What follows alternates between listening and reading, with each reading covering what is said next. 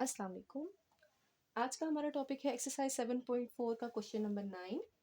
Question क्या कह रहा है, what is the remainder if 17 की पावर 1717 इज डिवाइडेड बाय 9। ठीक है, क्वेश्चन सेम है जैसे हमने क्वेश्चन नंबर 8 किया था, क्वेश्चन नंबर 2 किया था, बिल्कुल वैसा ही क्वेश्चन है क्वेश्चन नंबर 9। तरीका बिल्कुल वही है।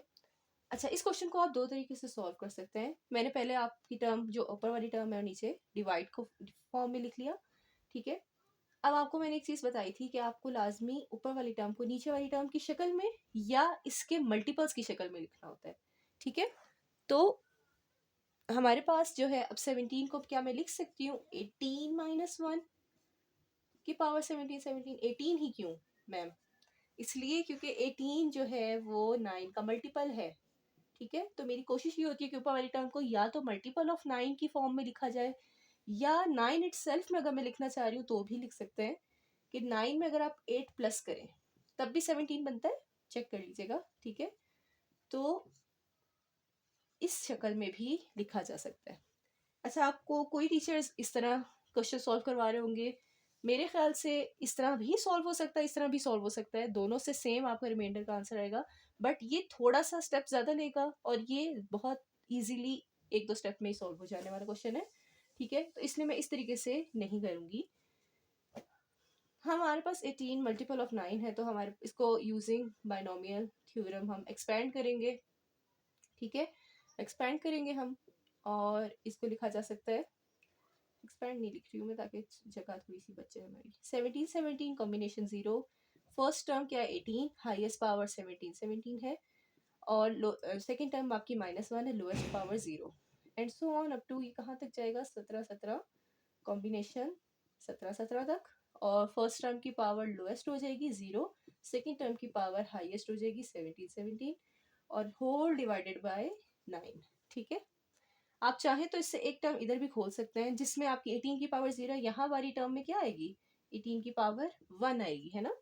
ये मैंने क्यों लिखा, आप चाहें तो ये लिख सकते हैं, हम अब फिलहाल नहीं लिख रहे। इतना हमें कर करके असल में प्रैक्टिस हो गया है कि हमें पता है कि यहाँ पे मल्टीपल्स ऑफ 9 तक के टर्म्स आएंगी। ठीक है, बिकॉज ये क्या है बेटा 18 आपका क्या है मल्टीपल ऑफ 9। ठीक है, तो मल्टीपल ऑफ 9 तो क्या होगा बेटा डिविजिबल बाय 9 होगा, होगा कि नहीं होगा? Every multiple of a number is divisible by that number. ठीक है, तो यहाँ से ये 18 ये मल्टीपल ऑफ 9 है तो ये नंबर आपका होल डिविजिबल बाय 9 होगा। इसी तरह से जहां जहां जितनी टर्म्स में 18 आ रहा होगा सेकेंड लास्ट टर्म तक, ठीक है, वो तमाम टर्म्स आपकी डिविजिबल बाय 9 होंगी। ठीक है, तो हम इधर लिख सकते हैं ये 18m है, मतलब वो तमाम टर्म जिनमें 18 आ रहा है, ठीक है, वो तमाम आपकी 9 से डिवाइड होंगी, वो डिविजिबल होंगी। मतलब डिविजिबल होने का मतलब क्या होता है, रिमाइंडर उनसे क्या आएगा 0 आएगा। ठीक है, आई होप यहाँ तक समझ आया। यहाँ से यहाँ तक की तमाम टर्म्स में 18 आ रहा है और 18 मल्टीपल ऑफ 9 है, तो वो तमाम टर्म्स डिविजिबल बाय 9 होंगी। क्लियर? लेकिन लास्ट टर्म में आप देखें 18 की पावर क्या हो रही है 0 हो रही है, वो 18 नहीं आ रहा लास्ट टर्म में, तो वो लास्ट टर्म हम एज इट इज लिख लेंगे। 17 से 17 आपका क्या हो जाएगा 1, 18 की पावर 0 भी आपका क्या हो जाएगा 1। ठीक है, और -1 की पावर 17 17 रह जाएगा बाकी। ठीक है, यहाँ तक आई थिंक कोई क्वेश्चन नहीं होगा।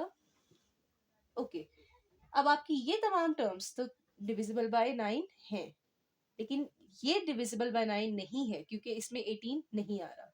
ठीक है, तो हम क्या लिखेंगे, all terms are divisible by 9 except -1 की पावर 17 17, या इसको आप कह सकते हैं लास्ट टर्म।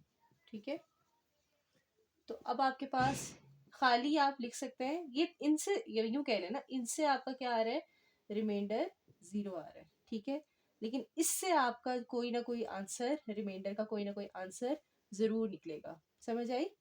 ठीक है, तो हम सिर्फ लास्ट टर्म को पिक करेंगे और अपना आंसर रिमाइंडर का फाइंड करना चाहेंगे। ठीक है, तो इसको करते हैं जरा, -1 डिवाइडेड बाय 9 रह जाएगा, सॉरी 17 17 पावर है। अब -1 की पावर ऑड नंबर है तो क्या आएगा -1, नीचे क्या है 9, तो यहाँ पे अच्छा एक चीज़ आपको बता दूं, जब भी ऊपर न्यूमरेटर में क्या आए, कोई नेगेटिव नंबर आए, तो हमारे पास रिमाइंडर निकालने के लिए क्या करते हैं, उस न्यूमरेटर के नेगेटिव नंबर में डिनोमिनेटर की वैल्यू को प्लस कर देते हैं। इस चीज़ को याद रखिएगा, ठीक है। अब आपके पास नेगेटिव नंबर आया है न्यूमरेटर में, तो रिमाइंडर निकालने के लिए हमारे पास क्या होगा, इस न्यूमरेटर की वैल्यू -1 में डिनोमिनेटर की वैल्यू 9 प्लस हो जाएगी। क्लियर है? इसका आंसर क्या आ जाएगा, 9 - 1 ओके 8। तो आपका रिमाइंडर का आंसर क्या है, 8। यहाँ तक आई होप समझ आई होगी। ये पॉइंट आप याद रखिएगा कि जब भी न्यूमरेटर नेगेटिव नंबर होता है तो रिमाइंडर निकालने के लिए आप डिनोमिनेटर को न्यूमरेटर में प्लस कर देते होते हैं, तो आपका रिमाइंडर आ जाएगा 8। आई होप ये क्वेश्चन आपको समझ आया होगा, बहुत ईजी है। कुछ थोड़ी सी प्रैक्टिस रिक्वायर्ड है आप लोगों को चीज़ों को देखने में, एक्सपेंशन करने में और डिविजिबिलिटी का चेक करने में। बाकी आप इसको प्रैक्टिस करेंगे तो इंशाल्लाह आपको बहुत आसान लगेगा। अभी के लिए अल्लाह हाफिज़।